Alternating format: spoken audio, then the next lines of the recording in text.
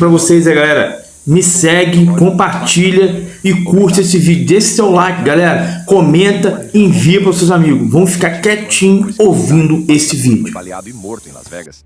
A família de Tupac acabou de revelar tudo o que se sabe sobre o assassinato e atacou Diddy no tribunal. A Court TV acaba de confirmar que a família de Tupac Shakur está investigando uma possível ligação entre o assassinato de Tupac e Sean Diddy Combs. Tudo o que é feito no escuro será trazido à luz algum dia, certo? Vamos direto ao assunto. Diddy fez isso. Na mais chocante reviravolta dos acontecimentos, após o assassinato mais perturbador da história do rap, a família de Tupac revelou que há uma aparente conexão entre a morte de Tupac e as aventuras criminosas de P. Diddy. Após a prisão de Diddy por agentes federais e a subsequente acusação no tribunal, a família de Tupac atacou o magnata da música com um procedimento legal para investigar a possível conexão entre o rapper da Costa Oeste e seu colega da Costa Leste. Para começar, este é Tupac Shakur e Puff Daddy no passado. Em 4 de novembro de 1994, na festa de aniversário de Diddy. Nessa foto, os dois estavam comemorando com garrafas de champanhe. Mas aqui está a reviravolta na história. 26 dias depois, Tupac Shakur foi baleado 5 vezes no Quad Studio, em Nova York. Essa foto marca o último momento de paz entre os dois astros em ascensão na época.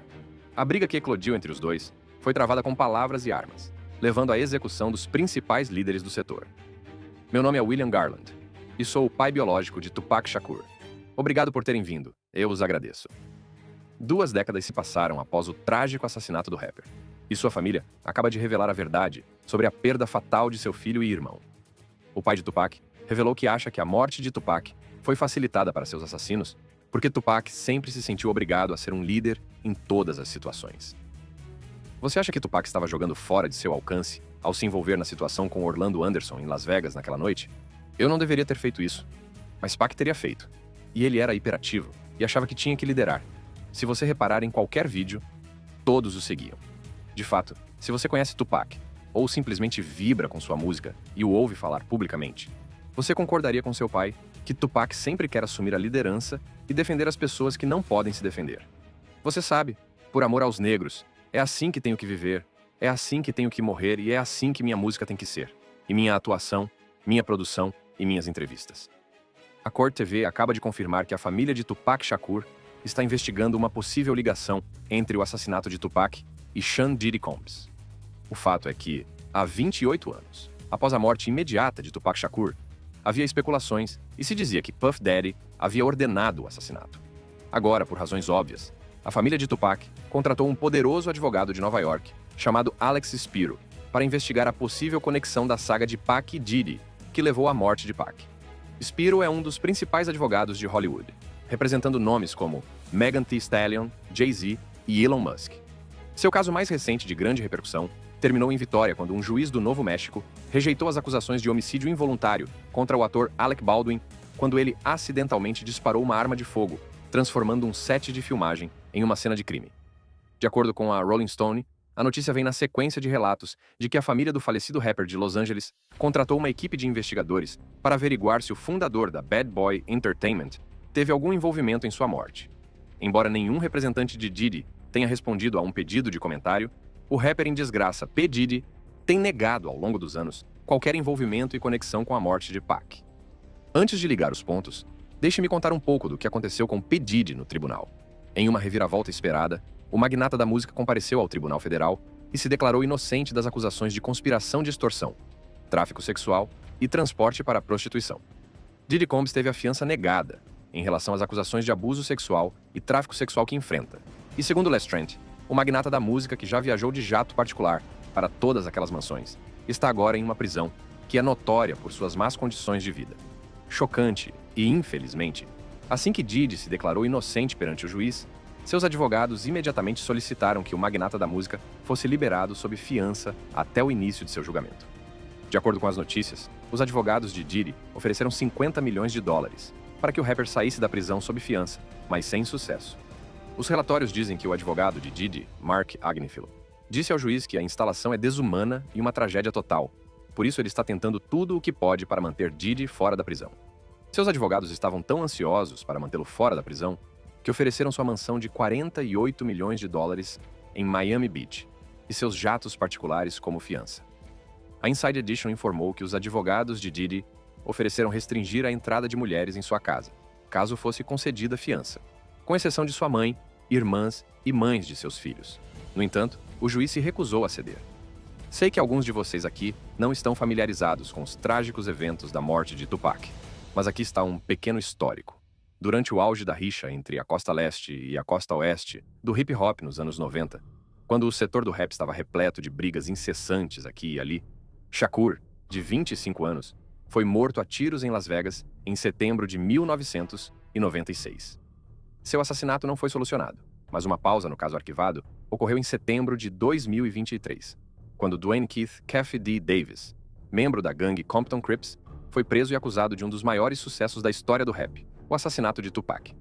Os relatórios dizem que, em 7 de setembro de 1996, exatamente às 23 horas e 15 minutos, Tupac Shakur foi baleado em um tiroteio em Las Vegas, Nevada. O tiroteio ocorreu quando o carro que levava a lenda estava parado em um sinal vermelho na East Flamingo Road e Koval Lane. O motorista, Marion Suge Knight, chefe da gravadora Death Row, foi atingido de raspão por uma bala no tiroteio. Shakur morreu tragicamente de seus ferimentos 6 dias depois, em 13 de setembro de 1996. Shakur foi atingido por 4 tiros disparados de uma Glock calibre, 2 no peito, 1 no braço e 1 na coxa, fazendo com que o lendário rapper voltasse ao seu marcador. Mas foi aqui que a saga se tornou um pouco mais interessante. Após a morte de Shakur, soube-se que um possível valor de $1 milhão havia sido estipulado para a morte de Pac pouco antes de ele ser morto. Então, em notícias recentes após a prisão de Keffe D, que seria julgado em 2025 pelo assassinato, Keffe D afirmou que foi o rapper da Costa Leste e chefe da gravadora Bad Boy, Puff Daddy, que ofereceu uma recompensa de $1 milhão pela morte de Tupac. A trágica morte de Tupac. A morte de Tupac Shakur é provavelmente um dos maiores mistérios não resolvidos no mundo da música. Disse agora que o que aconteceu em 7 de setembro de 1996, quando o revolucionário rapper foi baleado várias vezes, resultando em sua morte prematura e trágica, tem algumas ligações com Diddy. De acordo com McCollum, que tem vasta experiência no caso, as origens dessa rivalidade violenta podem ser rastreadas até um incidente anterior de tiroteio envolvendo Shakur em 1994. Embora a conexão com Diddy não seja nova, a declaração do investigador da cena do crime certamente abriu um novo capítulo, já que Diddy enfrenta acusações relacionadas à extorsão e tráfico sexual. Em uma entrevista à New Nation, McCollum, o investigador da cena do crime que trabalhou no caso em 1996, explicou que tudo isso começou em 1994, a primeira vez que Tupac foi baleado. Não é preciso atirar 5 vezes em alguém para levar suas joias e seu dinheiro. A fundadora e diretora do Cold Case Investigative Research Institute, organização sem fins lucrativos, com sede em Atlanta, Geórgia, expressou ainda mais seus sentimentos sobre o envolvimento de P. Diddy no assassinato de Tupac Shakur em 1996. Sean Puffy Combs e sua comitiva de 40 pessoas não foram feridos, não foram ameaçados, questionou ela. Como isso faz sentido para alguém que uma pessoa seja roubada e não as outras 40? Quem teria mais dinheiro e joias? 40. Desde o golpe, as notícias sobre o envolvimento de Puffy começaram a se espalhar. As ruas apontavam para o chefe da gravadora Bad Boys. E aqui está o motivo. Em 2002, uma investigação do Los Angeles Times determinou que testemunhas que não cooperaram e a busca mínima de pistas relacionadas a gangues resultaram no que se tornou um caso de homicídio não resolvido, de acordo com os documentos de investigação amplamente lidos, escritos pelo jornalista Chuck Phillips, ganhador do prêmio Pulitzer, que forneceu uma análise aprofundada dos trágicos eventos do assassinato de Pac. O Southside Crips, uma gangue de Compton, Califórnia, executou Tupac Shakur. Durante sua vida, Tupac Shakur foi associado à Mob Piru Bloods, uma gangue de rua que frequentemente brigava com os Crips por causa de território e ofensas pessoais. Em uma dessas brigas, Shakur e seus guarda-costas dos Bloods espancaram Orlando Anderson, membro dos Crips, no saguão de uma casa de shows de Mike Tyson. De acordo com o documento, esse evento fez com que Orlando Anderson, membro do Southside Crips, exigisse uma retaliação imediata de seus companheiros de gangue e, curiosamente, eles concordaram em agir. No entanto, antes desse incidente que levou à sua morte, Tupac havia acabado de lançar uma das maiores faixas de discórdia da história do rap, na qual ele disparou tiros contra P. Diddy e seus companheiros. Sei que há muitas controvérsias em torno da morte de Tupac Shakur, muitas das quais são inacreditáveis. Mas tenho motivos para acreditar que a morte de Tupac Shakur tem algo a ver com a diss track que ele lançou 3 meses antes. Em 4 de junho de 1996, no auge da disputa entre as costas oeste e leste do rap, Tupac Shakur lançou Hit 'Em Up, uma faixa de discórdia que mudou toda a narrativa da cultura do rap até hoje. Hit 'Em Up não era apenas um jogo de palavras, mas um insulto direto e uma ameaça de morte à maioria dos rappers da costa leste, especificamente seu amigo que se tornou rival, Notorious B.I.G., e o magnata da música P. Diddy. Sem dúvida, a introdução da diss foi um tiro direto em Biggie Smalls, com os seguintes versos: I ain't got no motherfucking friends, that's why I fucked your bitch, you fat motherfucker. Em seguida, ele passou a atacar diretamente Diddy com versos como We bust on bad boys, niggas fucked for life. Plus, Puffy trying to see me, weak hearts I rip. E Puffy weaker than the fucking block I'm running through, nigga, and I'm smoking Junior M.A.F.I.A. in front of you. Tupac era um gangster destemido, e por isso seus golpes eram diretos e desrespeitosos. Antes do início da rixa, Tupac, Puff e Biggie eram amigos, saíam juntos, se apresentavam nos shows uns dos outros. E até certo ponto, Tupac disse que deixava Biggie dormir em seu sofá. Em seguida, mencionou outros grandes rappers como Puffy, Junior Mafia e Lil Caesar, enviando-lhes pesadas ameaças de morte. Só que nunca chegou a executá-las porque foi morto 3 meses depois. Naquela época, era só amor entre a costa leste e a costa oeste. Não é de se admirar que Tupac tenha comparecido à festa de aniversário de Puff em 94. E quando Biggie e Pac se encontraram pela primeira vez em uma festa em Los Angeles, eles se deram bem imediatamente, foi só amor. Os principais problemas na amizade deles começaram quando 4 homens atacaram Pac, no saguão dos estúdios de gravação Quad, em Manhattan, onde ele estava indo encontrar Biggie e Puff. Após o ataque, Tupac acusou abertamente P. Diddy, Andre Harrell e Notorious B.I.G. de terem lhe dado o golpe. Para piorar a situação, após o atentado, Pac foi acusado de abuso sexual, pelo qual foi preso.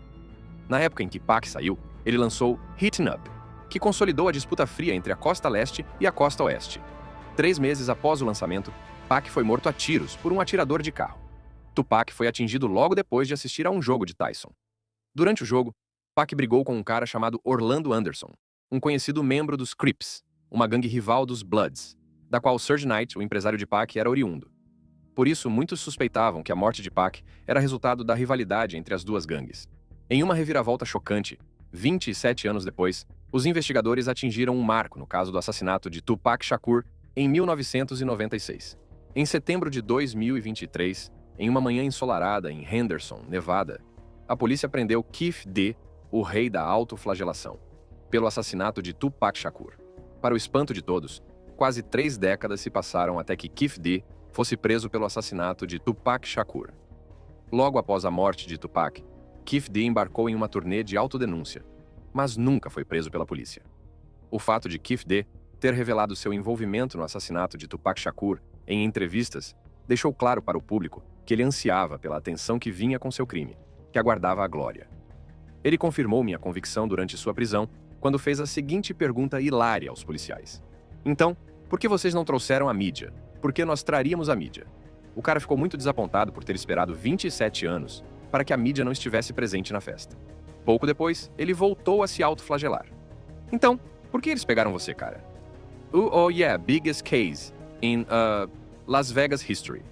O maior caso da história de Las Vegas. Dude havia criado uma manchete para seu crime. Biggest case in Las Vegas history. O maior caso da história de Las Vegas. Entretanto, por 27 anos, ele viveu à sombra dessa manchete. E quando sua glória finalmente chegou, a mídia não estava presente na festa. Uma tragédia. Um grande júri assistiu a uma entrevista de Kef D com o The Art of Dialogue, na qual Kef D estava fazendo o que sabe fazer de melhor, se autodenunciar. Ele falou sobre um incidente envolvendo a cadeia Death Row Records, de Suge Knight, que levou à sua acusação. Essa foi a última foto de Tupac. No carro com ele estava Suge Knight. Eles estavam indo embora logo após uma briga que a dupla teve com Orlando Anderson, sobrinho de Kef D, no jogo de Mike Tyson.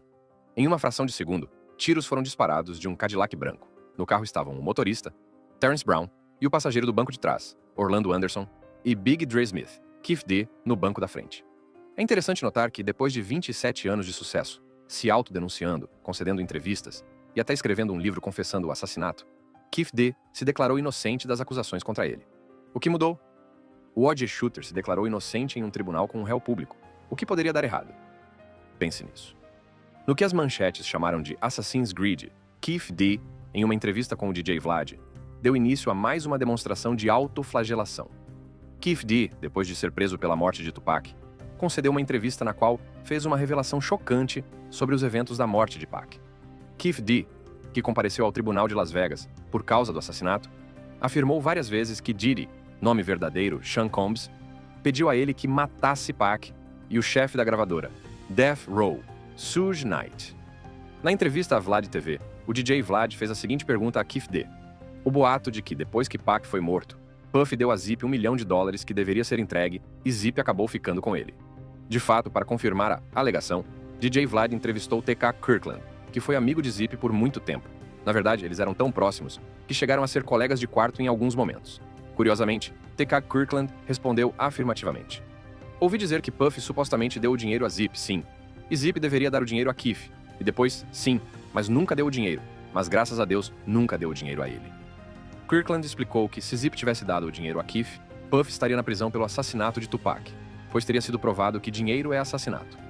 Portanto, Kirkland acha que o fato de Zip ter roubado o dinheiro de Keefe foi uma das melhores coisas que aconteceram a Puff. Com o roubo do dinheiro por Zip, a conexão de Puff com o assassinato se esvaiu. Ao saber que havia sido enganado por Zip, Keefe D. foi direto ao ponto com suas informações, expressando o quanto estava desapontado com Zip por tê-lo traído. Ele então revelou que o FBI havia lhe dado essa informação. Então o FBI lhe disse que Zip também ficou com o dinheiro? Eles disseram que Zip é um filho da puta sujo. Todo mundo o trai. Você é o último a saber de todas as coisas. Até mesmo os advogados, seus amigos, todo mundo pode lhe passar a perna. Algumas pessoas acham que a conexão entre P. Diddy e o assassinato do lendário Tupac Shakur não seria difícil de rastrear, porque os fatos e cenários já estão estabelecidos. Você não concorda? Outro ex-gangster da época, James McDonald, conhecido anteriormente como Mob James, também confirmou ao The US Sun que ouviu rumores sobre Diddy e outros da Death Row terem colocado um preço na cabeça de Suge e Tupac, já que o artista de rap de Nova York tinha pavor do chefe da gravadora. Em uma entrevista exclusiva, Mob James, que na época trabalhava como segurança da Death Row Records, revelou que todos tinham a cabeça a prêmio. Na época em que a briga entre a Death Row, na costa oeste, e os Bad Boys, na costa leste, estava no auge. O ex-gangster lembrou que Diddy tinha tanto medo de Suge Knight que ele não conseguiria derrotar Surge sozinho. Ele explicou. Eles estavam indo e voltando, tapa a tapa. Então acredito que a coisa ficou grande demais para Pac e Big, porque nenhum deles previu isso. Nenhum deles imaginava que isso aconteceria. E como eu disse antes, Puff estava com tanto medo de Suge que teve de colocar algo em algum lugar para tirar Surge do caminho. Em outra perspectiva, em uma gravação de uma entrevista com a polícia de Los Angeles, obtida pelo US Sun e que circulou online, Keefe parece dizer aos detetives que Diddy ligou para um gangster associado a ele, Eric Von Zip, logo após o tiroteio de Tupac, para perguntar se eles eram responsáveis. Keefe não poderia ser processado pelas alegações que fez à polícia de Los Angeles, devido ao acordo legal que tinha em vigor. Mas Diddy fez afirmações ainda mais surpreendentes na entrevista. Ele afirmou que Diddy foi informado de que foi a gangue deles, The Crips, que matou Tupac, e que ele estava happy as hell. No entanto, em seu livro Compton Street Legend, Keefe afirma que Diddy encomendou o assassinato em um dia em que estavam em Nova York comendo sanduíches de pastrame e bebendo champanhe rosa. No livro, Keefe D. apresentou um diálogo entre ele e P. Diddy sobre a morte de Tupac e afirmou que Diddy estava cheio de medo quando o abordou. Ele escreveu, "Sou capaz de cheirar e ver o medo." Puff estava cheio de medo. O atirador do OG então alega que Diddy disse, "Tenho alguns problemas que precisam ser resolvidos. Big CO, Suge Knight e Pac." Ao que ele respondeu, "Isso não é problema. Podemos fazer isso acontecer." No livro, Keefe Diddy também confirmou que Diddy ficou muito magoado com a faixa de dissimulação lançada por Tupac, Hit 'Em Up, dizendo, "Essa música deixou Puff furioso." Em uma transcrição de um grande júri, uma testemunha que era membro do Southside Crips com Keefe contou aos jurados como a animosidade começou entre Diddy e Tupac. Quando perguntada sobre de onde a gangue obteve a arma usada no assassinato de Tupac, a testemunha disse, "Zip, um desses jogadores que veio de Nova York, do Harlem, foi assim que conhecemos Puff. Foi assim que nos conectamos com Puff por meio de seu chefe do tráfico." A vida de Diddy atrás das grades. Após a acusação do grande júri federal, parece que os advogados de Diddy não conseguiram manter seus clientes fora da cadeia. E o magnata da música, que antes viajava em jatos particulares para suas mansões, agora está confinado dentro das paredes da prisão do infame Centro de Detenção Metropolitana, no Brooklyn. De acordo com a pesquisa, o Centro de Detenção Metropolitana do Brooklyn é conhecido por suas más condições de vida e pelo tratamento desumano dos detentos. A prisão é tão notória que ganhou o apelido de Inferno na Terra. Sim, Diddy foi enviado para o Inferno na Terra, onde ficaria detido até o fim de seu julgamento. Agora, aqui está a controvérsia. Os advogados de Diddy acham que as condições de vida na prisão não são as que seu cliente deveria viver. O que me leva à pergunta: quão ruim é o inferno na Terra? Infelizmente, de acordo com as notícias, Diddy é um homem morto atrás das grades. Ele vive com medo constante de que alguns membros de gangues da costa oeste no Inferno na Terra mudem sua narrativa em um segundo. Você adivinhou certo. Essa é a razão pela qual Diddy está supostamente isolado na cadeia. Uma pessoa de dentro da prisão revelou ao Radar Online: se você é uma persona não grata para uma determinada gangue ou grupo, há pessoas que se esforçarão para fazer algo ruim com você. Ninguém está realmente seguro ou isolado. E o Centro de Detenção Metropolitana dá a aura para esse tipo de violência. Para ser honesto, o nome dessa instalação parece tão intenso e sugestivo das horríveis condições de vida, conforme descrito pelo repórter Les Trent, do Inside Edition News. Quão ruim é a situação dentro dessa prisão federal? Houve 2 assassinatos, 4 suicídios e vários esfaqueamentos e bloqueios nos últimos anos. A situação está tão fora de controle lá dentro que 4 juízes federais estão se recusando a enviar mais prisioneiros para cá. Aqui está. Isso é apenas um vislumbre de como é o inferno na Terra.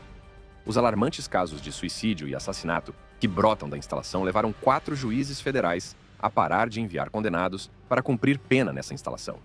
O ex-advogado de Trump, Mitchell Cohen, que passou um ano sob custódia federal, detalhou as condições de vida desumanas do centro de detenção do Brooklyn, dizendo que para alguém como Diddy, que está acostumado a um estilo de vida luxuoso, lidar com isso seria um problema. Você tem uma escrivaninha, uma cadeira de plástico, sua cama com um colchão de 1,5 polegadas, sem travesseiro, e um armário. Então, basicamente, você tem 1,5 m por 1,5 m para se movimentar. Ou seja, você tem uma área básica de 15 metros quadrados, é um lugar horrível e horrível. Infelizmente, para alguém como Diddy, que desfrutou de uma vida de luxo, conforto e freak-offs, ele definitivamente teria dificuldade em se adaptar ao novo ambiente, onde tem apenas um colchão de 0,5 polegada sem travesseiro, uma cadeira de plástico e apenas 3 a 5 metros quadrados para se movimentar. O advogado de Diddy, Mark Agnifilo, descreveu a prisão como suja, desumana e uma tragédia contínua. Independentemente disso, os fãs e usuários acham que o magnata da música merece o estabelecimento para o qual foi enviado, e a maioria das pessoas não parece ter pena dele.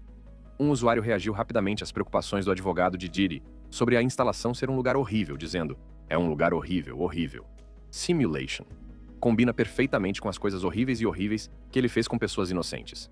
Outro comentário acrescentou: "A prisão não deve ser como férias. Mas aqui está o alívio cômico." Esse usuário disse: "Bem, ele fez um rap sobre ser tão gangsta. Então agora ele está vivendo a verdadeira vida de gangster." Por outro lado, já faz mais de uma semana que o magnata da música está detido no infame inferno na Terra, e as pessoas estão curiosas para saber como o rapper está sobrevivendo. Embora não tenha sido revelado muito sobre o estilo de vida do rapper na prisão, com certeza sei que seria exatamente o oposto do que ele esteve acostumado durante toda a vida. Foi relatado que o Centro de Detenção Metropolitana é tão ruim que alguns juízes federais questionaram as condições severas dos criminosos que aguardam julgamento. Uma repórter contou como se viu no inferno na Terra, entrevistando os detentos durante uma estação fria e sem aquecimento. Ela disse que alguns detentos batiam na janela de suas celas pedindo ajuda. Aqui está uma gravação de voz que captura a voz de um detento chamado Esco, durante uma investigação do Congresso sobre as condições de vida na instalação. "É terrível. A comida é terrível. É claro, os presos são terríveis. Os guardas são terríveis. As condições são terríveis. É simplesmente terrível." De repente, Diddy se viu no inferno na Terra, fazendo tudo o que podia em um espaço restrito, em vez de sair com celebridades de alto nível como costumava fazer. De acordo com a CNN, se condenado, Diddy pode enfrentar uma possível prisão perpétua. Sua próxima aparição no tribunal está marcada para 9 de outubro. No entanto, o advogado de Diddy se recusou a desistir das esperanças. Em uma declaração à CNN, ele planejou recorrer da decisão novamente. "Não vou deixá-lo ficar naquela prisão um dia a mais do que o necessário." E quando perguntado por que Diddy não expressou nenhuma emoção em relação à decisão, Mac Agnifilo respondeu: "Ele é um cara estoico em sua maneira. Ele passou por muita coisa na vida dele. No entanto, enquanto Mark Agnifilo continua tentando tirar seu cliente da prisão, Diddy está se adaptando rapidamente ao sistema prisional." De acordo com os relatos da imprensa, apesar de estar isolado, o rapper recebia café da manhã, almoço e jantar como qualquer outro preso na cadeia. O Post, após obter o cardápio de alimentos do MDC Brooklyn, revelou a primeira refeição de Diddy atrás das grades. Eles relataram que Diddy foi servido almôndegas suecas para o jantar após sua acusação. Se o fundador da Bad Boy Records, caído, estivesse controlando seu peso, ele poderia ter optado por um hambúrguer de feijão preto, especularam. Em uma reviravolta chocante, P. Diddy está descendo rapidamente do auge do mundo. Aparentemente, um detento processou o rapper P. Diddy por agressão sexual em um impressionante valor de 100 milhões de dólares. E em uma reviravolta inesperada, um tribunal de Michigan proferiu um julgamento à revelia a favor do detento. Os relatórios dizem que um preso de Michigan ganhou um julgamento à revelia de 100 milhões de dólares contra Sean Diddy Combs em um processo de agressão sexual. Um valor surpreendente, decidido após o rapper ou seu advogado não comparecerem ao tribunal ou apresentarem qualquer resposta formal ao caso. No entanto, há muito neste caso, e estou prestes a explicá-lo para você. De acordo com Cardelo Smith, de 51 anos, seu encontro com Diddy na época foi traumático. Ele alegou que Diddy o drogou e o agrediu sexualmente em 1997 durante uma festa em Detroit. Deixe-me ler a queixa de Derek Cardelo contra Sean Diddy Combs. Depois, fui pegar outra bebida e Sean me perguntou se eu precisava de mais alguma coisa. Eu disse não, e ele disse aqui, beba este. E eu pensei que era outro copo de Jim Beam, então eu peguei porque tinha deixado um na outra sala, e então eu bebi mais um pouco. E fiquei sentado lá e comecei a ficar sonolento e a desmaiar. E então, Sean Combs me disse, adicionei um pequeno toque para você. De qualquer forma, vou conseguir isso de você, de um jeito ou de outro. E então, eu desmaiei. E ele me fez uma oferta financeira de 2,3 milhões de dólares, para permitir que o que aconteceu comigo desaparecesse. Agora, aqui é onde a coisa fica picante.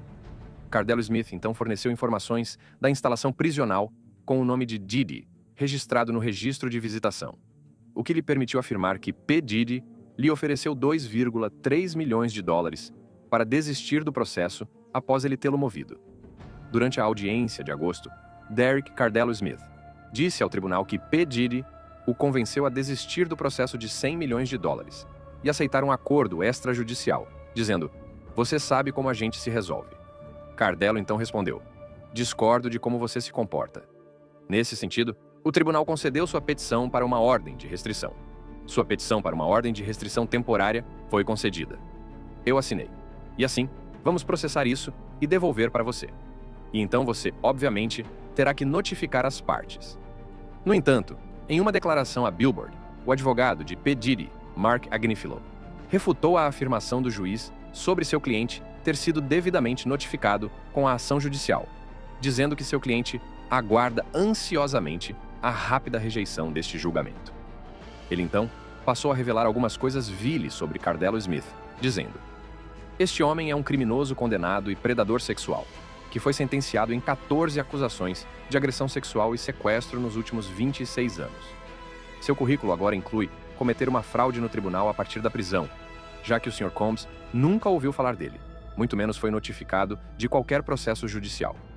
Tempos interessantes à frente, porque se o advogado de Diddy responder à ação, eles poderiam tentar anular o julgamento e prosseguir com a litígio normal, onde Cardelo Smith teria que provar suas alegações. Se você adora este vídeo, clique no cartão que aparece na sua tela para mais vídeos.